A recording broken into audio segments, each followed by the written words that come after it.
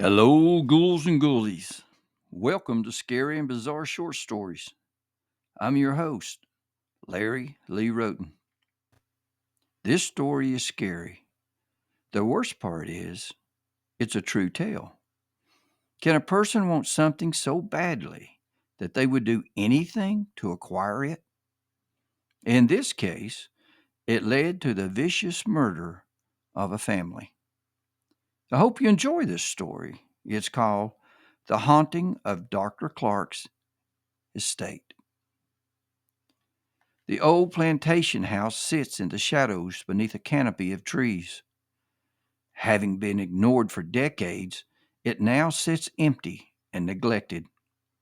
The once vibrant paint has faded to a pale gray, giving way to rot and deterioration.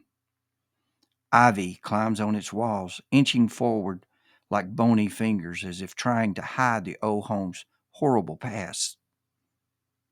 As neglected as the home is, the small town of Arbor hasn't forgotten its existence. Tales keep the house alive as local townsfolk whisper in town meetings and gathering places.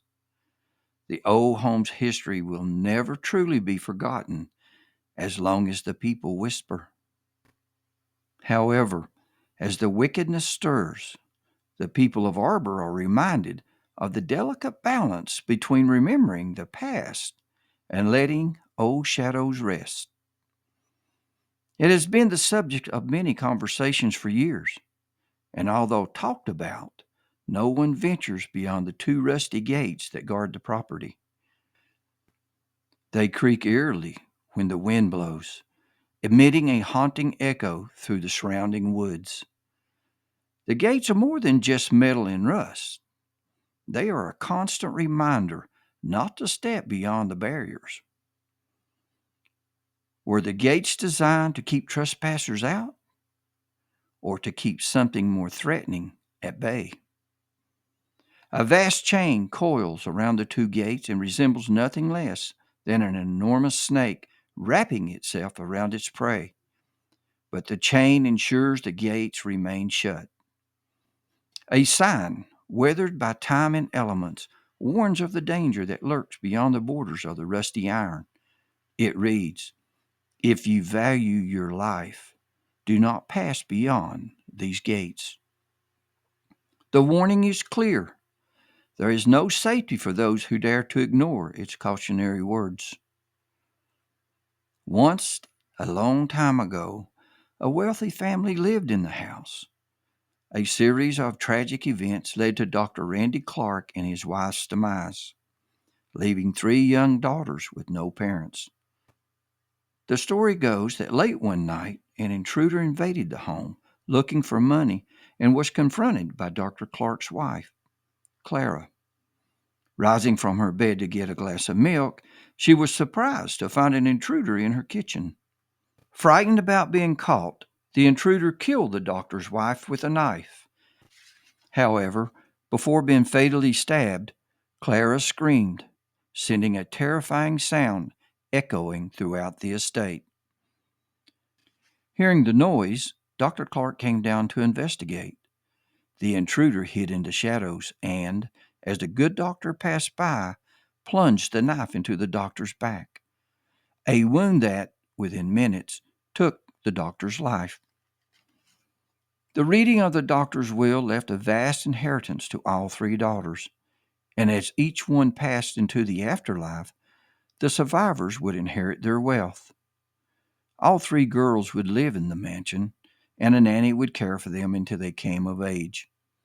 Once they came of age, they could leave the estate with their share of the money if they desired to do so. As it were, evil crept onto the grounds.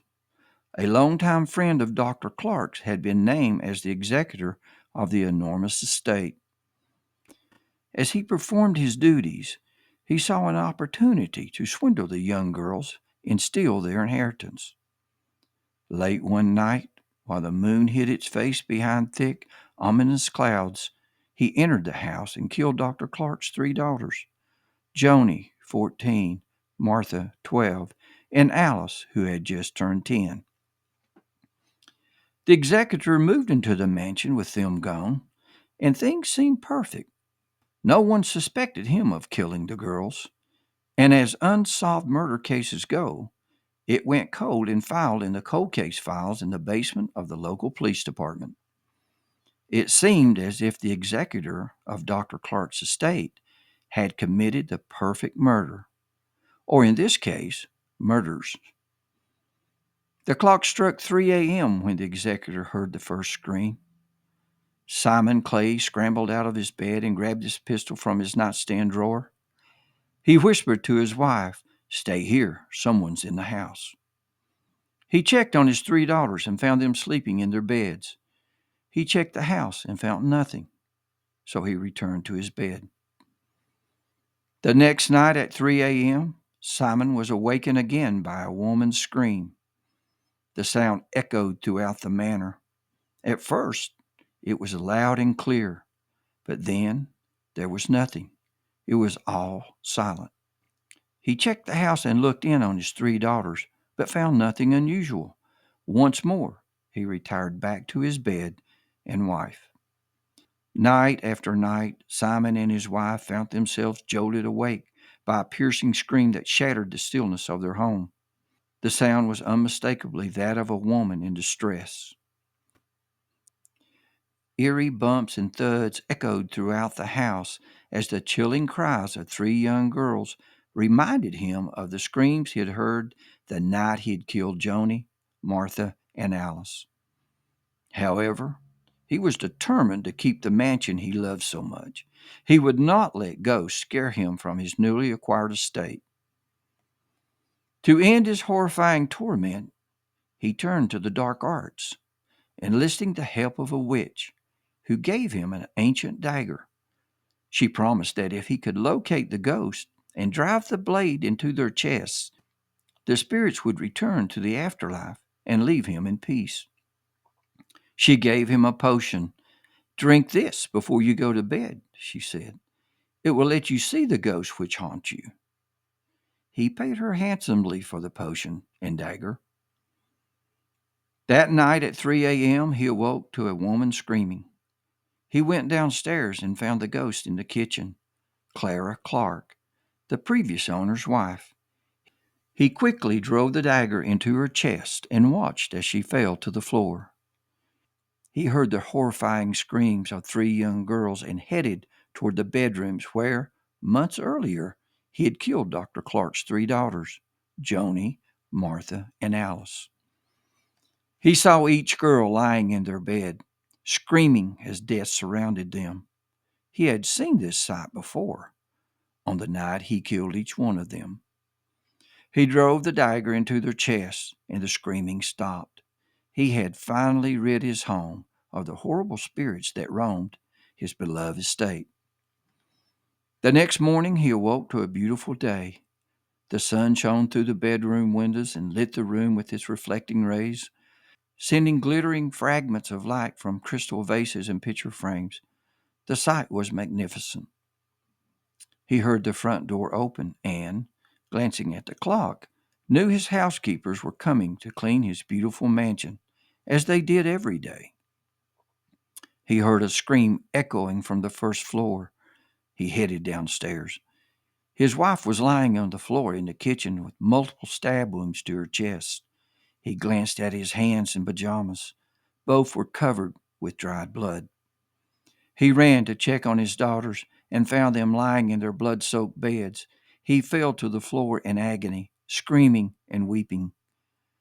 The housekeepers called the police, and minutes after their arrival, they found Mr. Clay sitting in his bedroom, clutching an ancient knife. He stared at the police and spoke calmly. "I killed those ghosts." After that day, the old house was sold several times, but no one could stand the screaming that occurred at 3 in the morning. The ghosts hadn't left their mansion, so what went wrong? Why didn't the witch's potion and the enchanted knife rid the estate of the spirits who haunted it? She had promised it would. 50 years later, an old woman lay dying in a small house nestled under several large oak trees on the outskirts of town. She scribbled a note before dying. My brother, Dr. Randy Clark, and his wife Clara never had much to do with me. They were ashamed of me because I was a witch. After their deaths, old man Clay killed my nieces, Joni, Martha, and Alice. After their deaths, I visited the house, cast a spell, and saw the evil he had committed. I watched as he killed my three nieces in such a horrific way. I knew I would get my revenge one day. After Simon Clay and his family moved into the mansion, he came to me. He didn't know I was the sister of Dr. Clark. No one in this town did. He wanted me to rid his conscience of the horrendous acts he had committed. It seemed the girls and their mother were haunting the mansion. I gave him a wicked knife and a potion, and he did the rest. Now he's in prison. The potion he drank continues to bring his wife and three daughters to him each night at 3. And each night they torment him as he watches himself, killing them with the knife I gave him. The potion he drank also promotes a long life, and I mean a long life. You might say he's somewhat immortal, and will see his bloody wife and daughters for many years. The old plantation house sits in the shadows beneath a canopy of trees. It has been ignored for decades, but no one in the small town of Arbor has forgotten its existence. It has been the subject of many conversations for years. And although talked about, no one ventures beyond the 2 rusty gates that block the entrance. A vast chain coils around the 2 gates and resembles nothing less than an enormous snake wrapping itself around its prey. But the chain ensures the gates remain shut. A sign warns of the danger that lurks beyond the borders of the rusty iron. It reads, "If you value your life, do not pass beyond these gates." The people of Arbor still know the horrors of that old mansion to this day. It sits alone and is said to be haunted by many wicked spirits. I hope you enjoyed this story. I must tell you, it disturbed me greatly after writing it. I've seen many abandoned houses with their weather-beaten exteriors and overgrown lawns. They often pique one's curiosity. These silent structures can evoke a sense of mystery, leading us to wonder about the untold stories hidden within their walls. I hope you enjoyed this scary and bizarre short story. If you would, please subscribe and give this story a thumbs up. I would appreciate it. As always, thank you for visiting my channel.